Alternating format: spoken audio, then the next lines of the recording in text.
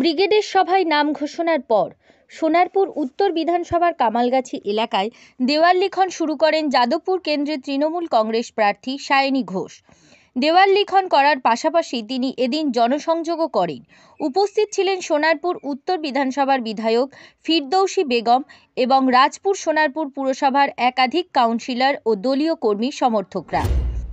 মানুষের উদ্দেশ্যে বলবো যে 1984 সালে 30 বছর আগে মমতা বন্দ্যোপাধ্যায় তিনি যখন যুবনেত্রী ছিলেন, যুব সভানেত্রী, তখন তাকে আপনারা জিতিয়েছিলেন। আজকে সায়নী ঘোষ 30 বছর পরে আবার যুব সভানেত্রী আপনাদের কাছে এসেছে।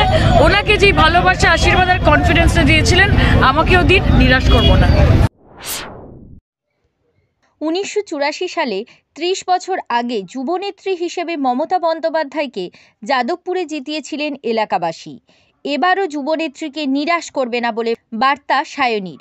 তিনি আরও বলেন, বলার তো কিছু নেই, শুধু করার। Not to question why but to do and die.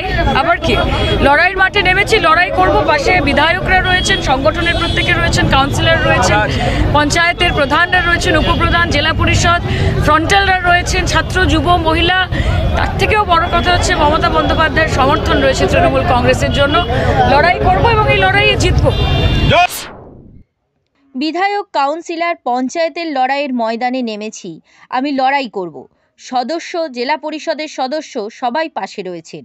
সর্বোপরি ছাত্র, যুব, মহিলা সকলের সমর্থন রয়েছে। ফলে এই লড়াইয়ে। সৃজনশীলের রিপোর্ট, জেলার বার্তা।